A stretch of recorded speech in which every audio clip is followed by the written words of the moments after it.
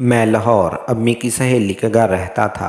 Aunty बहुत खूबसूरत थी। वो छोटी उम्र के लड़कों को पसंद करती थी। उसने मुझे अपने कमरे में आने की दावत दी। जब मैं गया तो कहने लगी, ये मेरा साइज़ चेक करो। मेरा नाम नईम है, माँ बाप का इकलौता बेटा हूँ। मेरे वालिद साहब रेलवे में जॉब करते थे। ये इन दिनों की बात है जब ग्रेजुएशन के लिए मुझे लाहौर जाना था। इकलौता होने की वजह से मेरे घर वाले मुझे हॉस्टल में भेजने के सख्त खिलाफ थे। बकौल अम्मा के हॉस्टल के खाने खाकर मेरी सेहत का सत्यानाश हो जाना था। मेरी सेहत माशाल्लाह काफ़ी बेहतर थी। मुझे किताबें पढ़ने का बहुत शौक़ था। कॉलेज की लाइब्रेरी से लेकर ऑनलाइन रीडिंग तक मैंने हर तरह की बुक्स पढ़ रखी थी, लेकिन मैं हर किसी चीज़ के इल्म के हद तक पढ़ता था। मेरे पास दो ही शौक़ थे, एक्सरसाइज और बुक्स रीडिंग। बुक्स ने मेरे इल्म में बेहतरी लाई और एक्सरसाइज ने मेरी फिटनेस में। अभी लाहौर कहाँ रहाइश रखनी है, इस पर बहस हो रही थी कि एक दिन मेरी अम्मा के मायके गांव से उनकी सहेली किसी काम से हमारे गांव आई। जब उसे पता चला तो उसने बताया कि उसकी कज़न शाजिया का लाहौर में डबल स्टोरी घर है, जहां वो अपने मियाँ बेटे और बहू के साथ रहती है।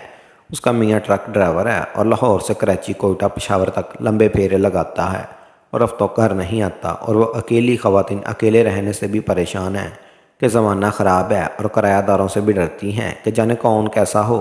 उन्होंने अम्मा को तसल्ली दी कि घबराओ नहीं, वो शाजिया आंटी से बात करेंगी और फिर इन्हें बताएंगी कि मेरी आज़ादी की सारी ख्वाहिशें दम तोड़ने को थी। लेकिन क्या करता, चंद दिन बाद अम्मा की सहेली का फ़ोन आया कि सब बंदोबस्त हो गया है।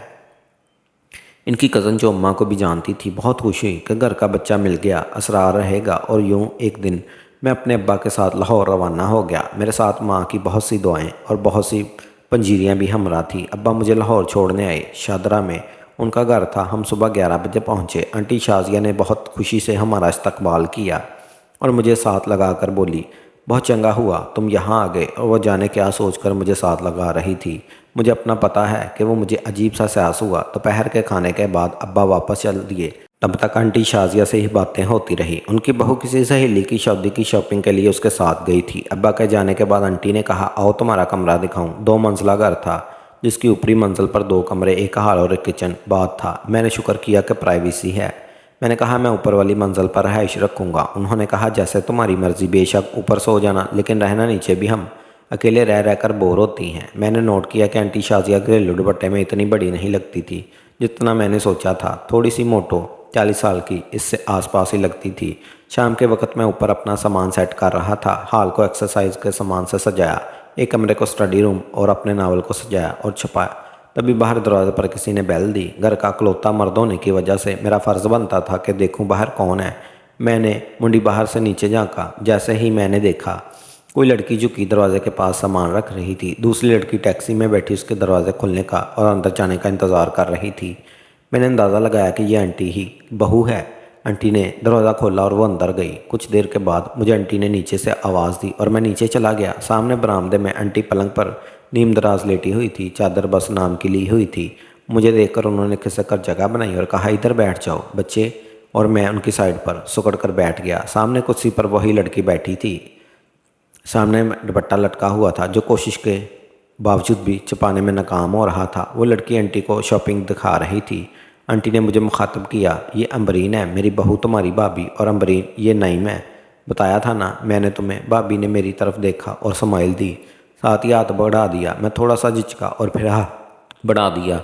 कुछ देर बाद वो खाना बनाने में मगन हो गई और खाला मुझे अपने गाँव की तरफ और मेरी अम्मी की कहानी सुनाती रही। शाम के खाने के बाद मैं उठने लगा था कि आंटी ने कहा, लो तुम जा रहे हो, इतनी रौनक लगी थी, आओ अंदर बैठते हैं, बाहर हल्की ठंड हो रही है। और मुझे ली अमरीन के कमरे में आ गई। सामने बेड सजा पड़ा था। कॉर्नर पर भाभी और उनके बंदे की फ़ोटो लगी पड़ी थी। बहुत ही आम सा बंदा था। भाभी सुर्ख लहंगे में क़यामत ढा रही थी। टेबल पर फ्रेम में सजी इन तस्वीरों जिसमें सुर्ख तिल हल्का सा दिख रहा था। थोड़ी देर बाद भाभी भी आ गई। बात करते जब मेरी नज़र उनसे टकराई, वो निगाह फेर लेती। थोड़ी देर बाद भाभी बोली, अम्मा आप दवाई खा लें, आपकी तबीयत ठीक नहीं है। और उनके करीब आकर उन्हें दवाई खिलाने लगी। हल्का झुकने से उनका तिल चमकने लगा। मेरी नज़र रुक गई। शायद इन्हें अंदाज़ा हो गया था। वो जल्दी से सीधी हुई और हल्का सा घूर कर कुछ देर बाद खाला बोली, अरे अमरीन चाय बना ला, सर फटा जा रहा है। आंटी ने दोनों हाथों से सर दबाया। भाभी चाय बनाने चली गई तो मैंने कहा, शुक्र है आपने चाय बोली, मेरी बहुत आदत है। तब वो हंसी और बोली, तो तू बता देता ना, तुम इस घर को अपना घर समझो, जो दिल करे वो करो। मैंने कहा वाह जी, और थोड़ी हिम्मत करके कहा आप किस चीज़ की दवाई खाती हैं? कहने लगी ब्लड प्रेशर की। मैंने कहा वो इतनी कम उम्र में ब्लड प्रेशर सूट कर जाता है? मैंने मक्खन लगाया। लो बूढ़ी हो गई हो अब तो। उन्होंने मायूसोना जवाब दिया, अरे नहीं आंटी, आप तो लगती ही नहीं भाभी की सास बड़ी बहन लगती हैं। ऐसा कहने से वह अचानक खिल उठी। मैंने अगला तीर चलाया और कहा सच्ची अब्बा बहुत ग्रेसफुल हैं। सच्ची वो जैसे शर्मा सी गई और कहा चल झूठे। मैंने कहा सच्ची आप तो अभी जवान हैं। एक चमक उनकी आंखों में लहराई जैसे शिकारी की आंखों में शिकार देखकर, और कहा अच्छा जी, क्या क्या ग्रेसफुल है? उन्होंने हल्का झुक कर पूछा।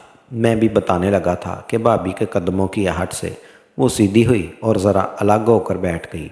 मेरी किताबी इल्म ने बताया कि कुछ दाल में काला है। चाय पीते वक्त वो आम बातें करती रही। फिर मैंने कहा चले आप रेस्ट करें, मैं अभी चलता हूँ।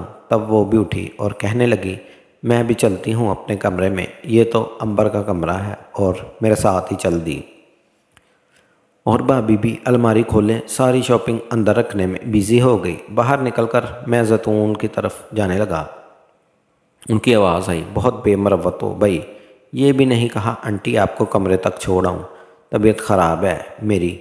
मैं शर्मिंदा हुआ और कहा चलिए बरामदे के एंड पर उनका कमरा था, और आओ तो मैं अपना कमरा दिखाऊं। वो मुझे दावत देती अंदर आ गई। उनके कमरे में भी उनकी तस्वीरें टंगी हुई थी, कुछ साल पहले की। मैंने कहा वाह क्या कमाल तस्वीरें हैं।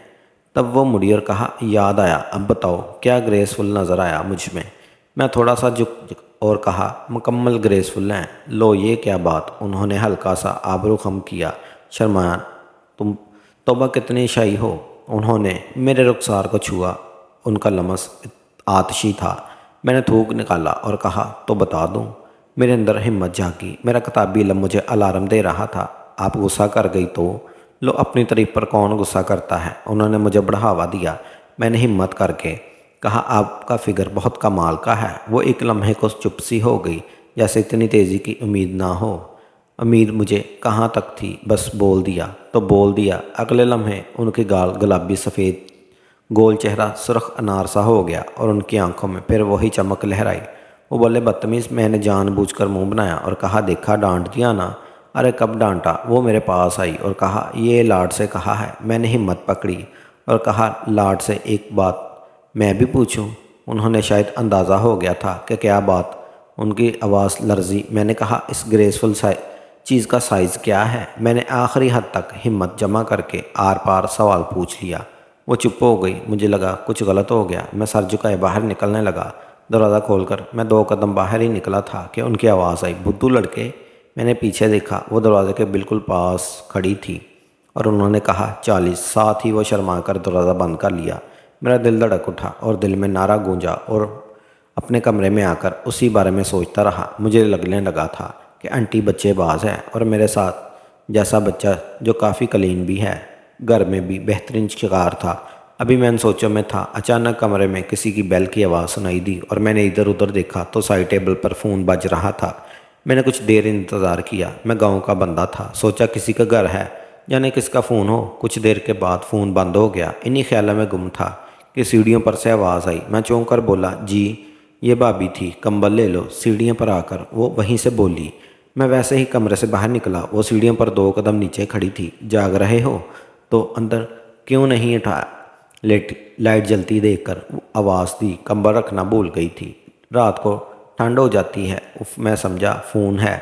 मुझे इंटरकॉम का नहीं पता। मैं सहन में रोशनी में खड़ा था। वो हल्के अंधेरे में मुझे लगा बात करते करते उनकी नज़र कहीं और रुकी हुई थी। वो जैसे चौंकी हो।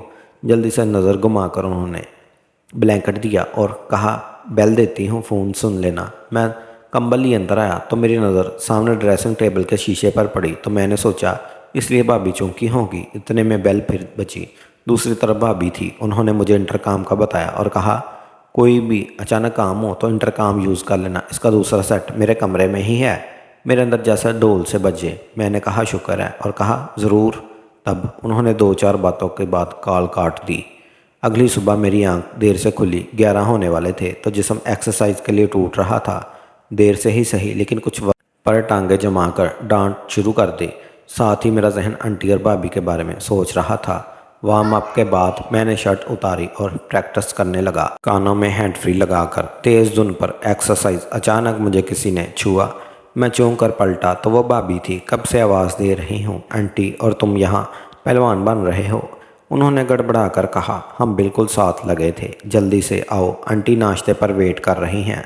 वो तेज़ी से पलटी। कुछ देर बाद जब मैंने नीचे गया तो आंटी सामने बैठी थी। आज तो वो गज़ब ढा रही थी। उनकी कमीज़ का गला काफ़ी खुला था। मेरी आंखें चमकी तो उन्होंने मुझे घूर कर भाभी का एहसास दिलाया और अपने पास आकर बैठने को कहा। मैंने कहा, कैसी तबीयत है आपकी? आज तो गज़ब ढा रही हैं आप। उन्होंने कहा, बुद्धू ग्रेसफुल के साथ मैं सास भी हूँ, ध्यान से, और बहुत बेहतर हूँ। कहीं जाने का इरादा है क्या? मैंने छेड़ा। उन्होंने कहा, नहीं, जाना तो कहीं नहीं, फ़िलहाल तो मैं घर में ही हूँ और सोचा कि तुम्हारे साथ कुछ एंजॉयमेंट की जाए। तो आज का क्या प्रोग्राम है तुम्हारा?